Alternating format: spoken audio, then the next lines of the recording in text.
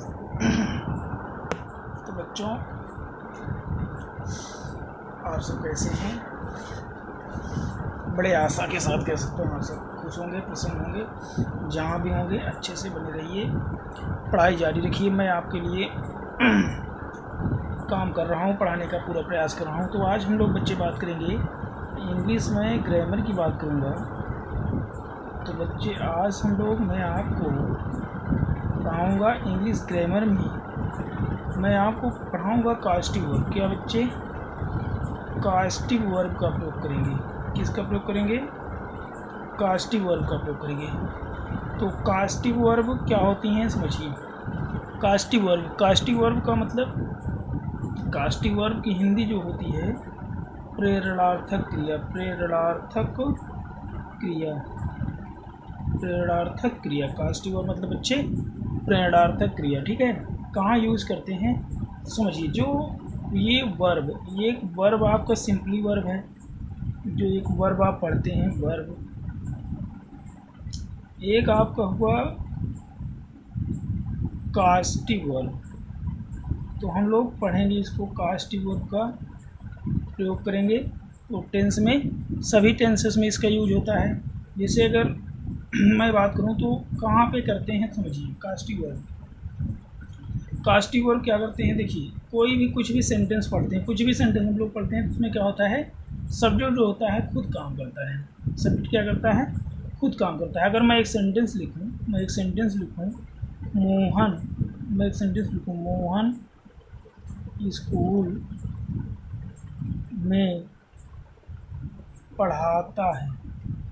Mohan school में पढ़ाता है। एक सेंटेंस हमने दी है कि मोहन स्कूल में पढ़ाता है। देखिए ये जो मोहन है ये क्या है? सब्जेक्ट है बच्चे। ये क्या है? ये वर्ब है। तो ये जो सब्जेक्ट है, ठीक है, ये जो वर्ब है, ठीक है, इस कार्य को सब्जेक्ट कर रहा है। एक सेंटेंस आपको हुआ कि मोहन स्कूल में पढ़ाता है, तो यहाँ पे जो सब्जेक्ट है वो क्या करता है? वर्ब को फॉलो कर रहा है, मीन्स वर्ब को कंप्लीट कर रहा है। ये सब्जेक्ट क्या कर रहा है? मोहन स्कूल पढ़ाता है, तो क्या होगा? मोहन खुद ही काम कर रहा है। तो हमने इसका ट्रांसलेशन लिख दिया, Mohan teaches in school. Mohan teaches in school, इस प्रकार से पढ़ाता है। तो देखिए, तो अब ये कास्टिव वर्ब नहीं, कास्टिव प्रेरणार्थक क्रिया तो कैसे होती है? तो कहने का मतलब, अगर मैं इसी सेंटेंस को लिख दूँ, मोहन स्कूल में पढ़वाता है। मोहन स्कूल में पढ़वाता है। मोहन स्कूल में पढ़वाता है, ठीक है। अब इसका ट्रांसलेशन के देखो। अब मोहन ये जो सब्जेक्ट है ये खुद काम नहीं कर रहा है। मोहन ये जो आपका सब्जेक्ट है ये खुद काम पढ़वाता है। देखो भाई, ये मोहन है, ये खुद काम नहीं कर रहा है, ये पढ़ाने का काम किसी और से करवा रहा है। यहाँ पे खुद काम नहीं कर रहा है, किसी और से करवा रहा है। तो इस प्रकार की वर्ब को क्या कहते हैं हम लोग? कास्टिव वर्ब कहते हैं। क्या कहते हैं? Caustic verb. ऐसी ही वर्ब क्या कहलाती हैं? Caustic verb. जैसे हमने कहा पढ़ना, हमने लिखा पढ़वाना। अब ये हुआ आपका सिंपली वर्ब है और इसी को कास्टिव वर्ब कहते हैं। हमने कहा लिखना, हमने कहा लिखवाना, हमने कहा दौड़ना, हमने कहा दौड़ाना। तो इस प्रकार से क्या होते हैं? तो इसी को कास्टिव वर्ब कहते हैं और इसी का यूज हम लोग पढ़ेंगे। मैं पढ़ता हूँ, आई रीड। मैं लिखता हूँ, आई राइट। मैं दौड़ता हूँ, आई रन, ठीक है। और मैं पढ़वाता हूँ, मैं लिखवाता हूँ, मैं दौड़ाता हूँ, मैं लिखवा रहा हूँ, पढ़वा रहा हूँ, दौड़ा रहा हूँ। तो इस प्रकार के सेंटेंस को कैसे समझे, ठीक है। जैसे हमने यहाँ बच्चे देखिए, मैं पढ़ता हूँ, एक सेंटेंस, मैं पढ़ता हूँ, क्या हो गया? I read. और अगर हमने कहा मैं पढ़वाता हूँ, तो ठीक है, पढ़ता हूँ अलग बात, पढ़वाना अलग बात। मैं पढ़वाता हूँ, क्या होगा? आई, ठीक, टीच करूँ, गलत हो गया, टीच। पढ़ाता हूँ, मैं पढ़वाता हूँ, आई मेक टीच। बच्चे, आई मेक टीच, ये भी गलत है, इसका होगा आई गेट टॉट। क्या होगा बच्चे? I get taught. ठीक, तो इसका जो रियल ट्रांसलेशन होगा यही होगा।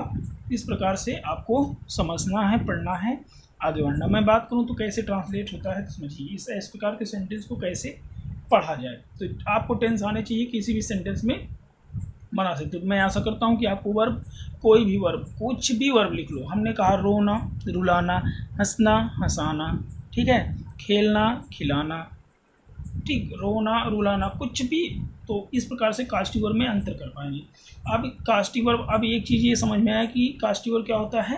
तो ऐसे सेंटेंस जिसमें सब्जेक्ट जो होगा खुद काम ना करके किसी और से करवाता है। सिंपली समझो, देखो कास्टिव वर्ब वाले सेंटेंस क्या होंगे। कास्टिव वर्ब में ऐसे देखो लिखा, कास्टिव वर्ब, क्या लिखा बच्चे? Caustic verb. अब कास्टिव वर्ब क्या हुआ, तो हिंदी में समझो, ऐसी वर्ब जिसमें जिसमें कर्ता खुद कार्य न करके किसी और से करवाता है। ठीक, ऐसी वर्ब जिसमें कर्ता खुद न करके किसी और से करवाता है तो कास्टिव वर्ब कहलाती है। ठीक, तो यानी कोई भी सेंटेंस जिसमें सब्जेक्ट जो होगा खुद कार्य ना करके किसी और से करवाए तो ऐसे सेंटेंस को क्या कहते हैं बच्चे? Caustic verb. जैसे मैं यहाँ पे एग्जांपल के माध्यम से आपको समझा दिया कैसे कास्टिव वर्ब आप पहचान लेंगे। सेंटेंस में कोई भी सेंटेंस हो, क्या करना है वही आपको समझना। ठीक है, तो ऐसी वर्ब इंग्लिश में अगर लिखना चाहो तो हमने लिखा द वर्ब्स, ठीक है, that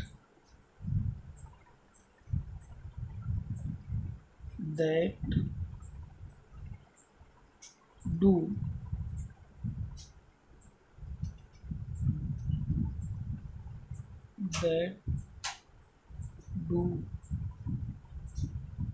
work not by itself but the work is completed by another source। इस प्रकार से आपको कार्य करना है। और इसके लिए क्या करते हैं, ठीक है, वो ऐसे सेंटेंस को ट्रांसलेट करने के लिए गेट और मेक का प्रयोग करते हैं। क्या करते हैं बच्चे? तो इस प्रकार जहाँ पे कास्टिव वर्ब होगा ऐसे सेंटेंस को क्या करने के लिए? ट्रांसलेट करने के लिए आप गेट और मेक का प्रयोग करते हैं। क्या करते हैं? गेट और मेक का प्रयोग करते हैं। GET, गेट और मेक। गेट मतलब पाना, मेक मतलब बनाना। ठीक, ये दोनों वर्ब हैं, तो इस वर्ब का प्रयोग करते हैं। अब अंतर हुआ थी भाई, कास्टिव वर्ब वैसे रहेगा, फिर कैसे पहचाने कहाँ पे गेट लगाऊँ कहाँ पे मेक लगाऊँ। तो देखिए, तो किसे कहते हैं वर्ब? इस वर्ब को जिसमें जब कोई व्यक्ति या जब किसी सेंटेंस का सब्जेक्ट खुद काम ना करके किसी और से करवाता है तो उस ऐसे सेंटेंस को कास्टिव वर्ब कहते हैं। और इसको ट्रांसलेट के लिए गेट और मेक का प्रयोग करते हैं। कहाँ पे गेट लगाएं, कहाँ पे मेक? तो देखिए, गेट कहाँ लगाना है? जब कार्य करने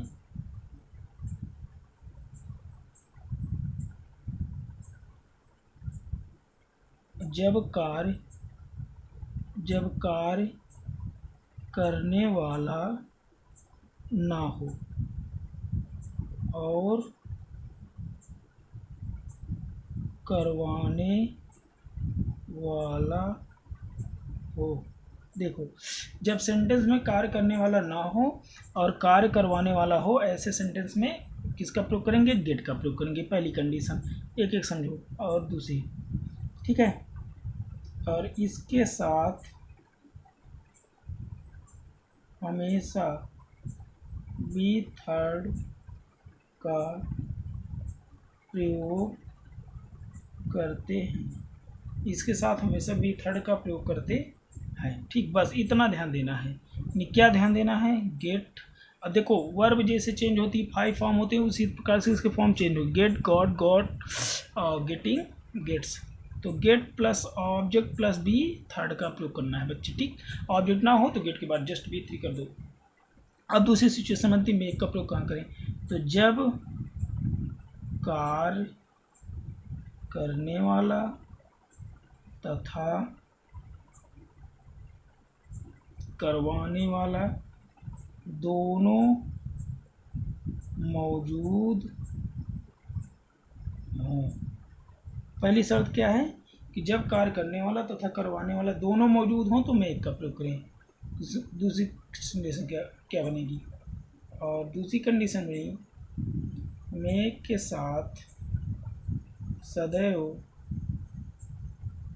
V1 वर्ब की फर्स्ट फॉर्म का प्रयोग किया जाता है, इसके साथ हमेशा V1 का प्रयोग करेंगे। और इसका जो संपर्क बनेगा ये जिसे make plus object plus B1, दोनों में अंतर समझो। तो दोनों अंतर बहुत ध्यान से, ये बेटा इंपॉर्टेंट बहुत है, इसको आपको समझना आवश्यक है। जैसे जब कार्य करने वाला हो, कार्य करने वाला ना हो, करवाने वाला हो तो गेट का प्रयोग करें। कहाँ पे करना है? कास्टिवर में। और गेट के साथ हमेशा बी थर्ड का प्रयोग करते हैं। गेट ऑब्जेक्ट B3 इस प्रकार से रूल होगा। मेक में क्या कंडीशन है? जब कार्य करने वाला तथा करवाने वाला दोनों मौजूद हो। मेक के साथ हमेशा B1 का प्रयोग करते हैं और मेक ऑब्जेक्ट B1, इसको आपको ध्यान में रखना है। तो इस प्रकार से आपको कार्य करना है बच्चे। तो अब कोई भी सेंटेंस लेते हैं, कुछ भी सेंटेंस लेते हैं तो उसको आपको, अब मैं ट्रांसलेट की बात करूँगा, ठीक है? तो कोई भी सेंटेंस, कुछ भी सेंटेंस लिखो। तो हमने एग्जाम्पल अब मैं दे रहा हूँ, एग्जाम्पल समझिए। कास्टिवर का एग्जाम्पल, मैंने कहा वह तुम्हें प्रतिदिन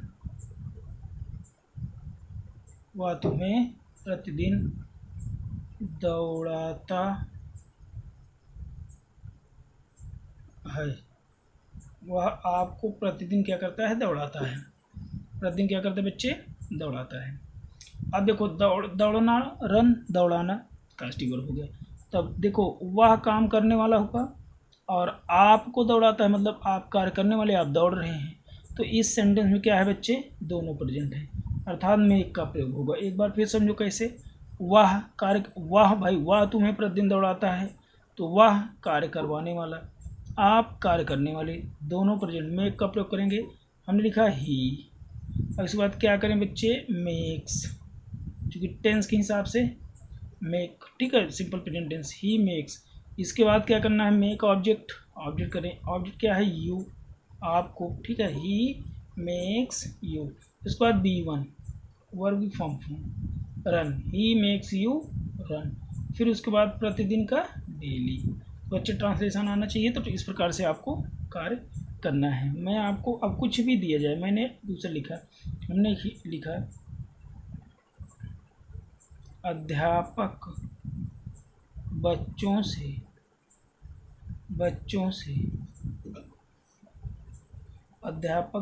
से झाड़ू लगवाते हैं। अब देखिए, अध्यापक कार्य करवाने वाला, बच्चे कार्य करने वाले, यहाँ पर भी क्या होगा? मेक का प्रयोग करेंगे बच्चे, ठीक है?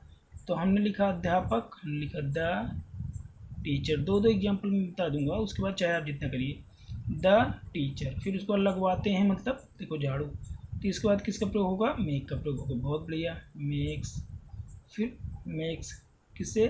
बच्चे से, ठीक है?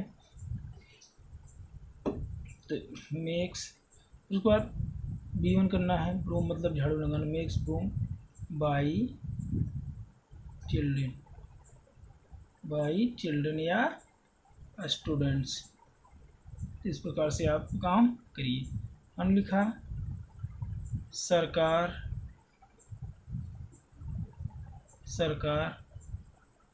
मरीजों को सरकार मरीजों को चावल दिलवाती है। सरकार मरीजों को चावल दिलवाती है। किसका प्रयोग करेंगे बच्चे? तो ध्यान दीजिए, सरकार क्या करती है? काम करवाने वाली। मरीज चावल देने काम कर रही है? नहीं। तो मरीज तो पा रहे हैं यहाँ, अर्थात यहाँ पे गेट का प्रयोग होगा। कार्य करवाने वाला है सरकार, कार्य करने वाला सेंटेंस में नहीं है, तो यहाँ पे क्या करें बच्चे? गेट का प्रयोग कर दें। और गेट का प्रयोग कर दीजिए, कोई इशू नहीं है। हमने लिखा द गवर्नमेंट, फिर उसके बाद सिंगुलर है गेट्स, उसके बाद गेट्स, और उसके बाद ऑब्जेक्ट क्या है नहीं बताओ, ठीक है? मरीज तो पा रहे हैं, ठीक है, जिससे काम होगा, ऑब्जेक्ट नहीं। गेट्स, फिर उसके बाद दिलवाना, अगर गिव लिखना चाहते हो तो गिवन कर दो। डिस्ट्रीब्यूट लिखना है distributed. Gets given, gets given rice, rice to the patient, to the patient. इस प्रकार से आपको सेंटेंस बनाना है और कार्य करना है। मैंने लिखा, जैसे हमने लिखा सोहन पुलिस को सूचना भेजवा चुका है। अब लिखा हमने सोहन, चेक करो, सोहन काम करने वाला, सूचना भेजने वाला नहीं है। यहाँ पर भी किसका प्रयोग होगा? गेट का। तो Sohan has got, Sohan has got. उसके बाद सेंट इंफॉर्मेशन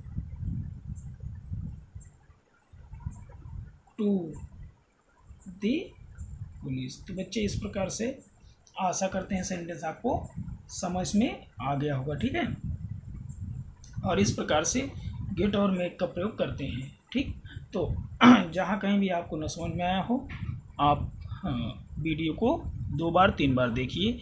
मैं आशा करता हूँ आपको समझ में आ जाएगा। अगर उसके बावजूद भी आपको समझ नहीं आता है तो आप हमारे उस चैनल पर कमेंट करें, आपकी समस्याएं समाधान करने का पूरा प्रयास किया जाएगा।